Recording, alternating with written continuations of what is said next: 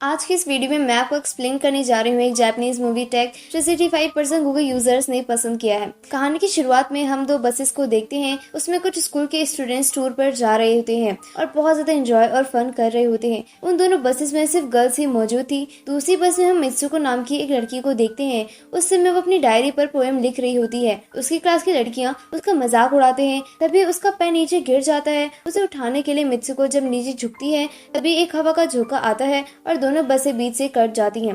Mitsuko ये देखकर बहुत ज्यादा शॉक्ड हो जाती है। उसकी ड्रेस भी खून से गंदी हो चुकी थी। तभी एक और हवा का झोंका आता है। मित्सुको ये देखकर दोबारा से झुक जाती है। वो बहुत ज्यादा डरी हुई थी। कुछ देर बाद मित्सुको बस से उतरकर भागने लगती है। आगे चलकर उसे 4 लड़कियां नजर आती हैं। उनमें से एक को मित्सुको बचा लेती है और बाकी 3 बीच से कट जाती हैं। उसके बाद वहां से कुछ लड़कियां साइकिल से गुजरती हैं। उन्हें बचाने के लिए वो जाती है, लेकिन उसके साथ साथ वो लड़कियां भी कट जाती हैं। मित्सुको ये देखकर और भी ज्यादा डर जाती है और वहाँ से भागने लगती है। मित्सुको जंगल के रास्ते भागकर एक तालाब तक पहुँच जाती है। वहाँ पर पहले से बहुत सारी लाशें पड़ी हुई थी। मित्सुको अपनी ड्रेस चेंज कर अपना खून साफ कर लेती है। कुछ देर चलने के बाद वो एक स्कूल में पहुँच जाती है। वहाँ पर सभी लड़कियाँ उसे पहचान लेती हैं, लेकिन मित्सुको सिर्फ अपनी बेस्ट फ्रेंड अकी को ही पहचान पाती है। तभी एक हवा का झोंका आता है। उसे डरकर मित्सुको स्कूल के अंदर चली जाती है। वो बहुत ज्यादा डरी हुई थी और कांप रही थी। अकी उससे पूछती है कि आखिर तुम्हें क्या हुआ है, जिस पर मित्सुको बताती है कि मैंने बहुत बुरा ख्वाब देखा था जिसमें मेरे साथ की सभी लड़कियां बीच से कट गई। हवा का एक बहुत बड़ा झोंका आया जिसने सभी को आधे हिस्से में बांट लिया। मित्सुको उसे ख्वाब कहकर इसलिए बता रही थी क्योंकि इस स्कूल में पहुंचने के बाद सब कुछ वहाँ पर नॉर्मल हो जाता है। अब अकी उसे ये एहसास दिलाती है कि यहाँ पर सब कुछ ठीक है। हम वहाँ पर 2 और लड़कियों को भी देखते हैं, जिसमें से एक का नाम होता है ताइको और दूसरे का नाम होता है सुर। अब चारों फर्स्ट पीरियड बंक करने का सोचती हैं। वहाँ पर हम 2 टीचर्स को भी देखते हैं। उनसे बचकर चारों स्कूल से बाहर आ जाती हैं और भागकर एक तालाब के पास पहुँच जाती हैं। चारों वहाँ पर बहुत ज्यादा मस्ती कर रही होती हैं। अकी उन दोनों को मित्सुको के ख्वाब के बारे में बताती है, जिस पर सुर उसे कहती है कि हाँ ये पॉसिबल हो सकता है। उस समय मित्सुको एक अलग यूनिवर्स में थी। सुर उन्हें ये भी कहती है कि हमारी डेस्टिनी फिक्स्ड है, लेकिन हम उसे चेंज कर सकते हैं, कुछ ऐसा करके जिसे आज तक किसी ने भी नहीं किया हो। उनका फर्स्ट पीरियड खत्म होने ही वाला था, जिसके बाद वे स्कूल वापस आ जाती हैं। उनकी क्लास में एक टीचर उन्हें पढ़ाने के लिए आती है और एक गन से सभी गर्ल्स में शूट कर देती है, जिसमें अकी भी मारी जाती है। अब मित्सुको, ताइको और सुर बचने के लिए भाग रही थी, लेकिन दूसरी टीचर आकर उन दोनों को भी मार देती है। मित्सुको अब अकेली पड़ गई थी। स्कूल की सभी लड़कियां और मित्सुको भागने लगती हैं। स्कूल से उन सभी लड़कियों पर शूट किया जा रहा था। मित्सुको भागते हुए एक सिटी में पहुंच जाती है। वहाँ पर सब कुछ नॉर्मल हो जाता है। वहाँ पर उसे एक पुलिस ऑफिसर नजर आती है। वो मित्सुको से बार बार पूछती है कि आखिर तुम्हें क्या हुआ है। मित्सुको उसे कुछ भी नहीं बता पाती है क्योंकि वो बहुत ज्यादा डरी हुई होती है। पुलिस ऑफिसर उसे अपनी कार में ले जाती है। एक जगह पहुंचने के बाद उनकी कार को बहुत सारी लड़कियां घेर लेती हैं। ऐसा लग रहा था मानो वो सभी काइको को देखने के लिए बहुत ज्यादा उतावली हो रही है। काइको को ब्राइडल की तरह सजाया जा रहा था। हम वहाँ पर अकी को भी देखते हैं। वो वहाँ पर खड़ी बाकी लड़कियों को वहाँ से जाने को कहती है। काइको उसे पहचान लेती है। अकी उसे कहती है कि तुम परेशान मत हो, सब कुछ ठीक हो जाएगा। कुछ देर बाद वो लड़कियां वापस आ जाती हैं। अकी उन्हें एक एक करके मार देती है और काइको से कहती है कि तुम्हें भी इसी तरह बाकियों को मारना होगा। वो काइको को एक कांच की बोतल देती है। उसके बाद हम उसे वेडिंग रूम में देखते हैं। वहाँ पर मौजूद लड़कियां उसे देखकर बहुत ही ज्यादा खुश होती हैं। धीरे धीरे काइको आगे बढ़ रही होती है। तभी अचानक वहाँ पर मौजूद सभी लड़कियां काइको को चिढ़ाने लगती हैं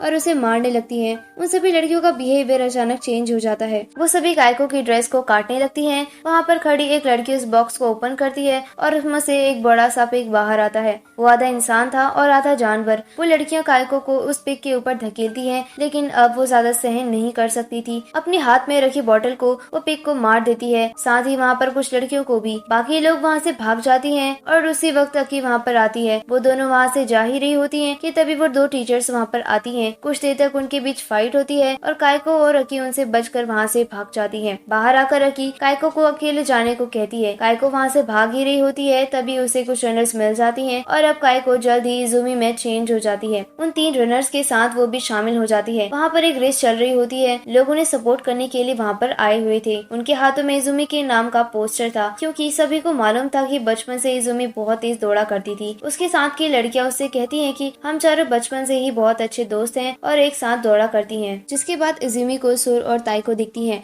जो उसके साथ ही दौड़ रही होती हैं। कुछ देर बाद वहाँ पर अकी उनके साथ शामिल हो जाती है। है। सभी लोग इजुमी से बस एक ही बात कह रहे होते हैं कि इजुमी को बस अपने रेस पर फोकस करना चाहिए। तभी रनर्स के पीछे वो टीचर और पिग आ जाते हैं। वो टीचर कुछ रनर्स को मार देती है। अकी इजुमी से अलग साइड को दौड़ने को कहती है। सभी लोग दूसरा रास्ता चूज करते हैं और इजुमी अलग रास्ते से भाग रही होती है। भागते भागते वो गुफा के अंदर आ जाती है। उसे समझ में नहीं आ रहा था कि वो कौन सी जगह है। तभी एक लड़की उसे आवाज देती है और अपने साथ ले जाती है। जहाँ पर वो लड़की इजुमी को लेकर जाती है वहाँ पर पहले से बहुत सारी लड़कियाँ मौजूद थी। वो लड़की इजुमी को मारने लगती है और कहती है कि हम सबकी मौत तुम्हारी वजह से हुई है। तभी अकी आ जाती है और इजुमी को बचा लेती है। अकी उसे कहती है कि तुम बार बार अपना नाम लो। इजुमी ठीक ऐसा ही करती है। वो बार बार अपना नाम लेती है और देखते ही देखते वो अपने असली रूप में आ जाती है। अकी के हाथों में 2 वायर्स लगी हुई थी जो उसकी पूरी बॉडी में फैली हुई थी। अकी मित्सुको से कहती है कि हम एक फ्रिक्शनल दुनिया में हैं। किसी ने हमें इस दुनिया में घसीटा है। उसे इस दुनिया में केवल तुम ही रोक सकती हो। बचने का हमारे पास सिर्फ और सिर्फ एक ही तरीका है, वरना वो हमेशा तुम्हारा पीछा करेगा और इसी तरह तुम्हें मारता रहेगा। अकी उसे अपने हाथ में लगी वायर्स को निकालने को कहती है क्योंकि ऐसा करने पर उसे उस जगह से बाहर निकलने को मिलेगा। मित्सुको ऐसा ही करती है। अकी 2 हिस्सों में बढ़ जाती है। तभी एक दरवाजा खुलता है। मित्सुको उसके अंदर जाती है।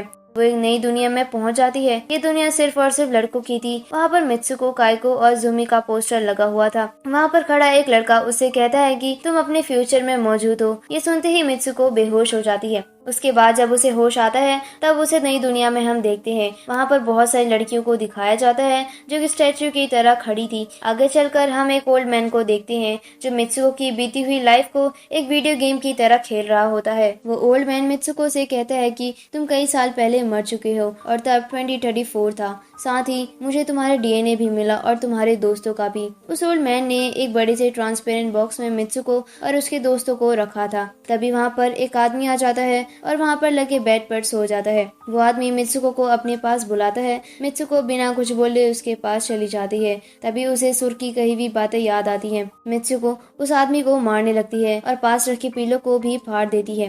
पिलो के अंदर के पंख व्हाइट की बजाय रेड हो जाते हैं। उसके बाद मित्सुको उस ओल्ड मैन के स्टिक से खुद को ही मार देती है। वो ओल्ड मैन ये देखकर बहुत ही ज्यादा शॉक्ड हो जाता है क्योंकि इस गेम को बनाने में बहुत ज्यादा समय की मेहनत उसकी लगी थी। इसके बाद मित्सुको के तीनों कैरेक्टर भी खुद को एक एक करके मार देती हैं और यहीं पर मूवी की एंडिंग हो जाती है।